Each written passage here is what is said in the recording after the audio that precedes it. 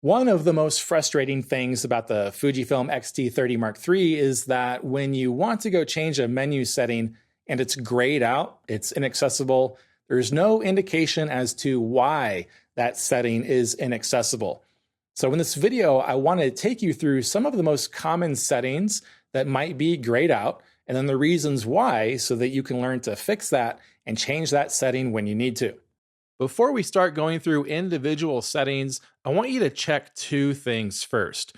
The first one is that auto lever that's attached to the shutter speed dial. If that is in the auto position, a lot of the functions are going to be handled by the camera automatically, meaning you don't have a say in any of that, and so those settings are going to be inaccessible. If you do not want to shoot in auto, flip that switch to the little dot that'll take it out of auto, and a lot of those settings should come back. The other thing to check is your drive mode. Press that button in the upper left to go into the drive selection menu.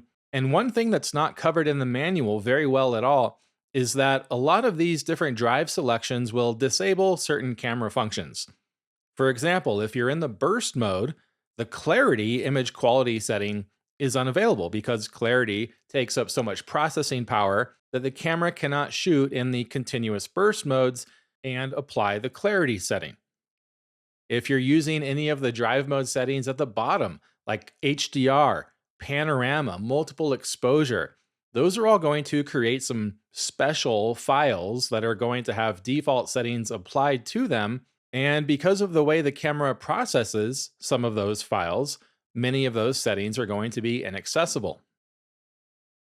Still image has the fewest amount of conflictions with regard to the menu settings compared to the other drive modes. So try those two things first, and now let's go through some of the more common menu settings that you might find grayed out. In the image quality menu, the image size and select JPEG HEIF are only applicable if you are recording the JPEG or HEIF file format. So if you're recording only the raw file format, these two settings are going to be unavailable because they don't apply.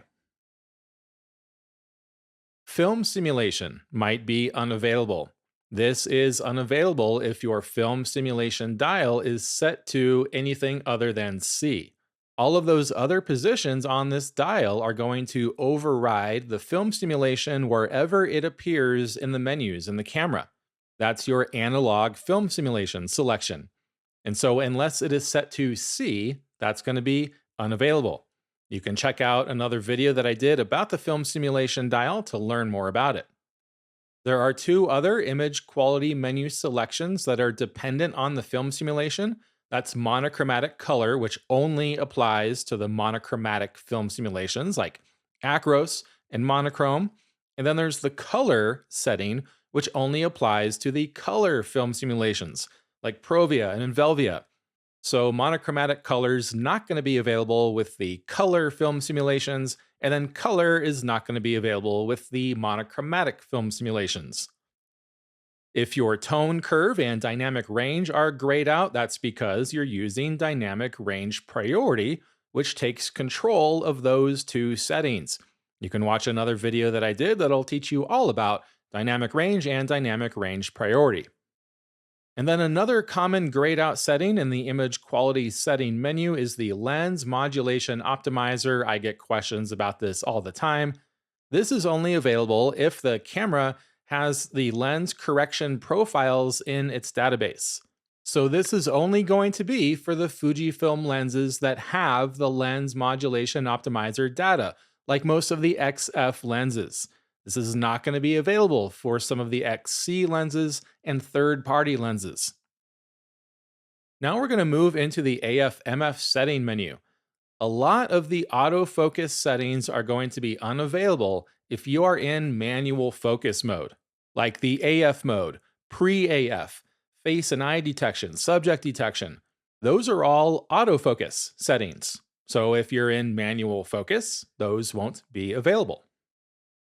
One other setting that might be grayed out in your AF/MF setting menu is the number of focus points. This is only selectable if your AF mode is set to single point or if you're in manual focus. And then at the end of that menu, you have the autofocus range limiter. The AF range limiter is incompatible with face and eye detection and subject detection. So if you have any of those special detection features enabled, the AF range limiter will be disabled. Another thing that gets a lot of photographers is setting a minimum focus distance here that is less than the lens minimum focus distance. That will disable the AF range limiter. So make sure that minimum focus distance is greater than the lens focus distance. That could be a factor if you set it for a lens that has a short minimum focus distance, and then you attach a lens that has a further minimum focus distance. Now into the shooting setting menu. We already talked about that auto lever. If you're in auto, you can choose the auto mode in this first option. So if you're not in auto, this one's going to be unavailable.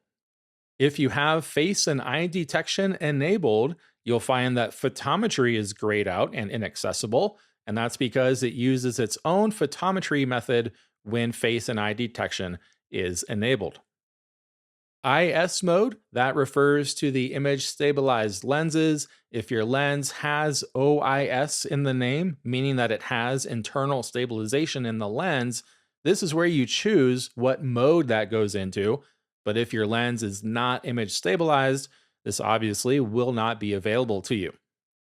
Now we're just going to look at one other setting in the button dial setting menu that I get a lot of questions about, and that's the aperture setting.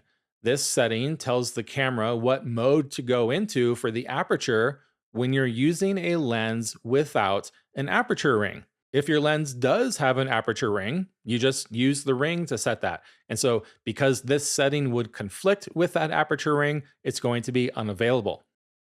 So those are some of the most common things that you might see grayed out in your X-T30 Mark III. If there are any others, please let me know in the comments. But there's usually a reason. You can self-diagnose these. If one of your focus settings is grayed out, check for other conflicting focus settings. That's usually the most common thing, is that it conflicts with another camera setting. And so the more you know that system, the easier it is to diagnose. And the best way to learn about that camera system is my X-T30 Mark III tutorial course, which you'll find at photocourses.link/X-T30III. This course comes with videos that take you through all of the menu settings, focus and exposure tips, camera customization, text outlines for all of those videos, a PDF download, and a comprehension quiz. YouTube viewers can take 20% off of that course with the code TUBE20. Again, please let me know if you have any other questions or comments. Subscribe for more great tips like this every week, and I hope to see you in the next video.